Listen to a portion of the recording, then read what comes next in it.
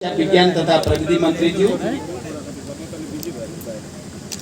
दीक्षांत समारोह का प्रमुख अतिथि ज्यू, सुदूर पश्चिम विश्वविद्यालय का उपकुलपति जी लगायत सबै पदाधिकारी र सभासदज्यूहरू, आमन्त्रित विशिष्ट अतिथिहरू, दीक्षित हुने सम्पूर्ण विद्यार्थी भाइ बहिनी र उनका अभिभावकहरू। सुदूर पश्चिम विश्वविद्यालयको तेस्रो दीक्षान्त समारोहमा कुलपतिका हैसियतले सहभागी हुन पाउँदा मलाई विशेष खुसीको महसुस भएको छ। यस दीक्षान्त समारोहमा हाम्रो आमन्त्रणलाई स्वीकार गरी प्रमुख अतिथिका रूपमा उपस्थित भइदिनु भएकोमा मित्र राष्ट्र भारतको उत्तर प्रदेश राज्य स्थित महात्मा ज्योतिबा फुले रुहेलखण्ड विश्वविद्यालय बरेलीका कुलपति भाइस चान्सलर प्राध्यापक केपी सिंहज्यूलाई विशेष धन्यवाद व्यक्त गर्न चाहन्छु। यस दीक्षान्त समारोहमा विश्वविद्यालयका विभिन्न विषय र तहका उच्च उपाधि प्राप्त गर्ने विद्यार्थीहरू लगायत यस समारोहमा उपस्थित हुनुहुने विद्यार्थी शोधकर्ता एवं उनका परिवारका सदस्यहरूलाई हार्दिक बधाई ज्ञापन गर्दै विद्यार्थीहरूको सफल एवं सुन्दर भविष्यको लागि शुभकामना व्यक्त गर्दछु। यस दीक्षान्त समारोहको अवसरमा सुदूर पश्चिम विश्वविद्यालयको व्यवस्थापन, विकास र प्राज्ञिक क्षेत्रमा योगदान पुर्याउनु हुने प्राध्यापक, शिक्षाविद, पदाधिकारी, कर्मचारी, विद्यार्थी, अनुसन्धानकर्ता, अभिभावक, समाजसेवी, सहयोगी, शुभेच्छुक लगायत सबैलाई हार्दिक धन्यवाद दिन चाहन्छु। साथै भविष्यमा यस विश्वविद्यालयको भौतिक तथा प्राज्ञिक विकासको क्षेत्रमा यहाँहरूबाट निरन्तर योगदान रहने विश्वास व्यक्त गर्न चाहन्छु। आज यस समारोहमा सहभागी भइरहँदा मलाई निकै गर्वको अनुभूति भएको छ। यो संयोग नै भनौं। यो विश्वविद्यालयको स्थापनाको काम पहिलो पटक प्रधानमन्त्री हुँदा मैले नै अघि बढाएको थिएँ। मलाई सम्झना छ, सधैँ उपेक्षामा पर्दै आएको सुदूर पश्चिम क्षेत्र र यस क्षेत्रका जनताको दूरगामी भविष्यको परिकल्पना गरेर हामीले विश्वविद्यालयको स्थापना गर्ने निर्णय गरेका हौँ। मेरो दोस्रो कार्यकालमा यो विश्वविद्यालयको नीतिगत तथा संरचनागत सुधारका लागि कतिपय निर्णय भएको र आज मैले आफ्नै कार्यकालमा निर्णय गरेर स्थापना भएको विश्वविद्यालयको कुलपतिको हैसियतमा यहाँ तपाईहरुमाझ सम्बोधन गर्न पाउँदा विशेष गर्वको महसुस भएको छ। उच्च शिक्षा प्राप्त गर्न राजधानी काठमाडौँ तथा भारतका सीमावर्ती क्षेत्रमा जानुपर्ने नियति बोकेको सुदूर पश्चिमका जनताको उच्च शिक्षामा पहुँच कायम गर्न यस विश्वविद्यालयले विगत 1 दशक भन्दा बढी समयदेखि महत्त्वपूर्ण भूमिका निर्वाह गर्दै आएको छ। यसबाट उच्च शिक्षामा बाहिर जानुपर्ने बाध्यता र आर्थिक भारको अन्त्य भएको छ भने अर्कोतर्फ विभिन्न विधामा गुणस्तरीय जनशक्ति उत्पादन गरी देशका लागि आवश्यक दक्ष जनशक्तिको खाँचो पूरा गर्न समेत यस विश्वविद्यालयले सहयोग पुर्याइरहेको छ। निम्न तथा मध्यम आय भएका परिवारका विद्यार्थीहरूलाई गुणस्तरीय उच्च शिक्षा प्रदान गरी उनीहरूको जीवनमा पुर्याएको योगदान निकै नै प्रशंसनीय छ। राज्यका स्रोत र साधनबाट वञ्चितीकरणमा परेको वास्तविकताको सामना गर्दै छोटो समयमा नै विश्वविद्यालयलाई लोकप्रिय बनाउन सफल हुनुभएकोमा म विश्वविद्यालय नेतृत्व लगायत सम्पूर्ण विश्वविद्यालय परिवारको प्रशंसा गर्न चाहन्छु। सूचना, प्रविधि र ज्ञानको क्षेत्रमा भएको अभूतपूर्व विकास र विश्वव्यापीकरणको प्रक्रियाले अहिले शैक्षिक संस्थाहरू निरपेक्ष रूपमा विकास हुन सम्भव छैन। त्यसैले विश्वमा विविध क्षेत्रमा भइरहने परिवर्तन र विकासलाई आत्मसात गरेर सोही अनुरूप ज्ञान र सिकाइलाई हाम्रो अनुकूलतामा ढाल्नुपर्ने चुनौती हामी सबैको अगाडि छ। विश्वविद्यालयको नेतृत्वले भौतिक एवं शैक्षिक सुधार, विद्यार्थी कल्याण सम्बन्धी कार्यहरूको विस्तार गरी विश्वका अन्य प्रतिष्ठित विश्वविद्यालयहरूसँग सहकार्य गर्दै आफूलाई एउटा उत्कृष्ट शैक्षिक संस्थाको रूपमा विकास गर्ने चुनौती हाम्रो सामु छ।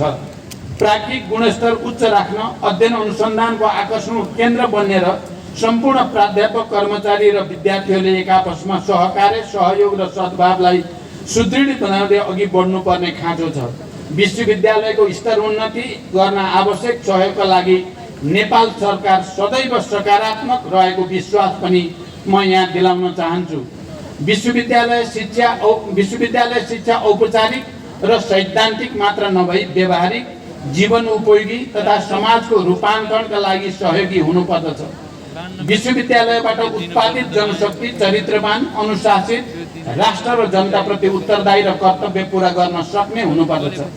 लोकतान्त्रिक मान्यताका पक्षमा दह्रो ढङ्गले उभिने, नवीनतम खोज अनुसन्धान र विकासको गतिलाई पक्रिँदै नेपाललाई सुहाउँदो विकासको मार्गचित्र, अर्थतन्त्रको ढाँचाको खोजी, समाज रूपान्तरणको कार्यदिशा निर्माणका लागि दक्ष जनशक्ति उत्पादन गर्न सक्नुपर्दछ। यसका लागि विश्वविद्यालयको शिक्षा सृजनात्मक, युग सुहाउँदो, वैज्ञानिक एवं प्राविधिक जनशक्ति उत्पादन गर्ने किसिमको हुन आवश्यक छ। आजको प्रतिस्पर्धी विश्वको शैक्षिक बजारमा प्रतिस्पर्धा गर्न सक्ने जनशक्ति उत्पादनका लागि विश्वविद्यालयले समयानुकूल शैक्षिक तथा व्यवस्थापकीय क्षेत्रमा सुधार गर्दै अघि बढ्न जरुरी छ। स्थापनाको छोटो अवधिमा यस विश्वविद्यालयले आफ्ना शैक्षिक कार्यक्रमहरूका रूपमा मानविकी तथा सामाजिक शास्त्र, शिक्षा शास्त्र र व्यवस्थापन जस्ता पारम्परिक विषयहरूमा स्नातकोत्तर र PhD सम्मका शैक्षिक कार्यक्रमहरू सञ्चालन गर्दै आइरहेको र हाल विज्ञान तथा प्रविधि, इन्जिनियरिङ, कम्प्युटर विज्ञान तथा सूचना प्रविधि, कृषि विज्ञान, कानुन तथा स्वास्थ्य विज्ञान जस्ता व्यावसायिक र प्राविधिक विषयहरू थप गर्दै लगेकोमा पनि मलाई विशेष खुसीको महसुस भएको छ।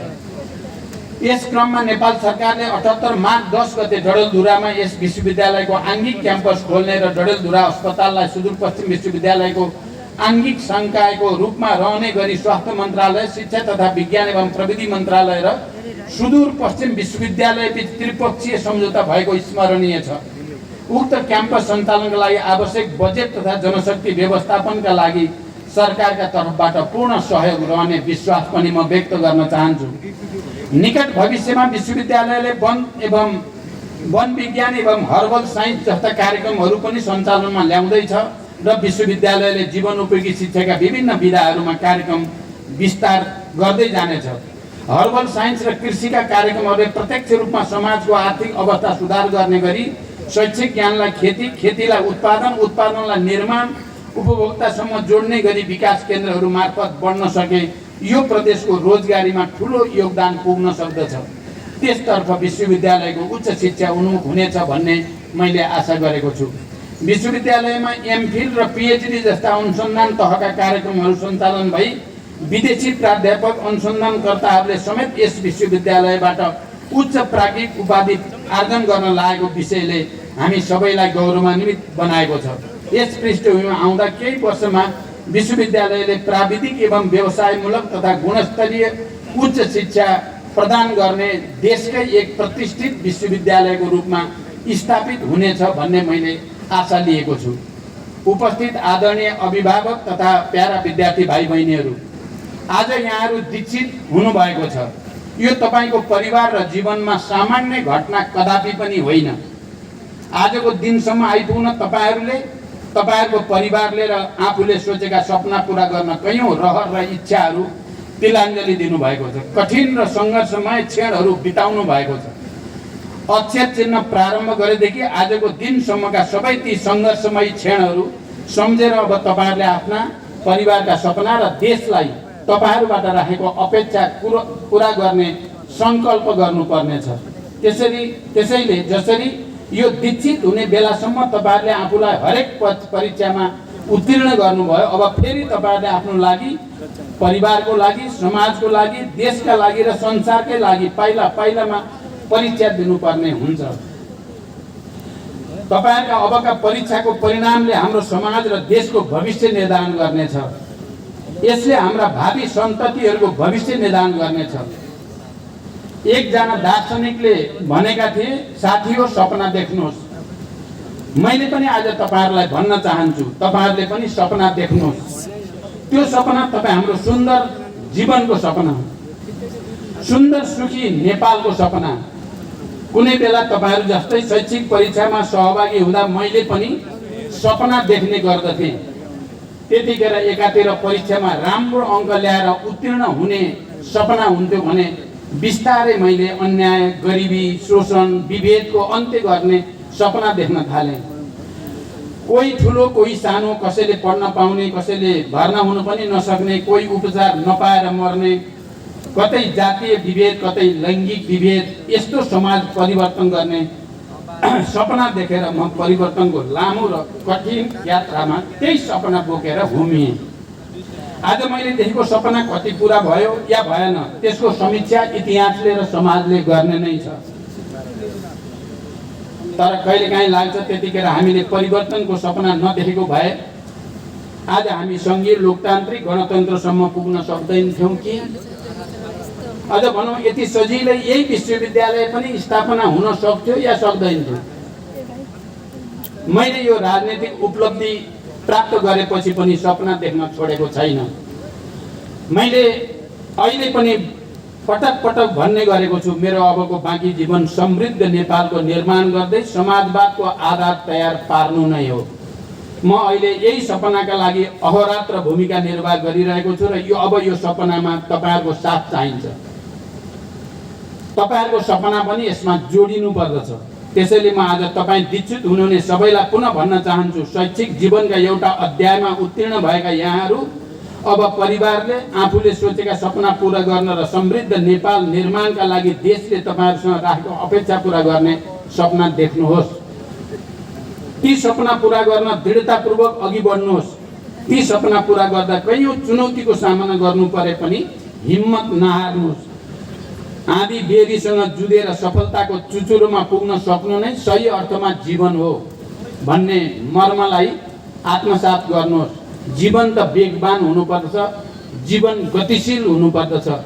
चुनौतीसँग जुझ्न सक्नु नै सक्नुमा नै हाम्रो सफलता अन्तर्निहित छ। एउटा बुझ्नुपर्ने कुरा के हो भने हामीले समृद्ध नेपालको निर्माण गर्न सक्यौँ भने मात्र हामीले देखेको सुखी जीवन, सुखी समाजका सपनाहरू सही अर्थमा पुरा हुन सक्दछन्। म कामना गर्न चाहन्छु तपाईँले आज पर्यन्त आर्जन गर्नुभएको ज्ञान र सिप अबका दिनमा सामाजिक न्याय सहितको समृद्ध नेपालको निर्माणको कोसे ढुङ्गा माइलस्टोन बन्न सकोस्। आज दीक्षित हुनुभएका विद्यार्थीहरूले आफूलाई समाजमा सभ्य, शिष्ट र इमान्दार नागरिकको रूपमा स्थापित गर्दै आफ्नो राष्ट्रप्रतिको कर्तव्यलाई जिम्मेवारीका साथ पुरा गर्नुहुनेछ भन्ने विश्वास व्यक्त गर्न चाहन्छु र तपाईँहरू सबैको सुखद एवं सुन्दर भविष्यको निम्ति कामना गर्दछु।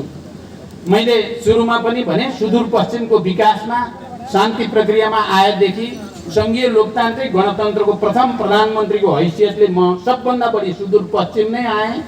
यो विश्वविद्यालय स्थापनाको मात्रै होइन, अरू थुप्रै कार्यक्रमहरू अगाडि बढाउने जमर्को गरेर अहिले तेस्रो पटक प्रधानमन्त्री हुँदै गर्दा यहाँ नै एउटा मेडिकल युनिभर्सिटी सुदूरपश्चिमबाट नै सुरु गर्ने क्याबिनेटबाट मैले डिसिजन गरिसकेको छु र सुदूरपश्चिमलाई विकासको एउटा नयाँ चरणमा लैजाने सङ्कल्प मैले लिएको छु। मलाई लाग्छ तपाईँहरूले यो सङ्कल्पलाई पक्कै पनि साथ दिनुहुनेछ। अन्त्यमा यस दीक्षान्त समारोहको पुनित अवसरमा आफ्नो महत्त्वपूर्ण समय दिएर पाल्नुभएका प्रमुख अतिथिज्यू एवं समस्त अतिथिगण लगायत दीक्षान्त समारोह सफलताका साथ सम्पन्न गर्न खटिनुहुने सुदूरपश्चिम विश्वविद्यालयका सम्पूर्ण पदाधिकारी, प्राध्यापक तथा कर्मचारी वर्ग र विद्यार्थीहरूमा धन्यवाद भन्न चाहन्छु। मलाई अझै केही व्याख्या गर्न त मन थियो, तर मलाई समयको दबाव छ। अहिले छिटै म धनगढी एयरपोर्टबाट काठमाडौँमा एक दुईवटा कार्यक्रम गर्न पुग्नु छ। त्यसकारण फेरि पनि तपाईँहरू सबैलाई बधाई र शुभकामना भन्दै बिदा हुन्छु। धन्यवाद। अभिवादन।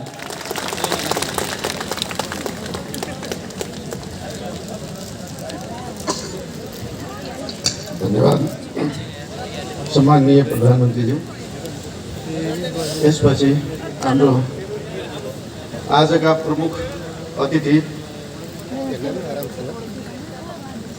महात्मा ज्योतिबा फुले रोहिलखण्ड विश्वविद्यालय बरेलीका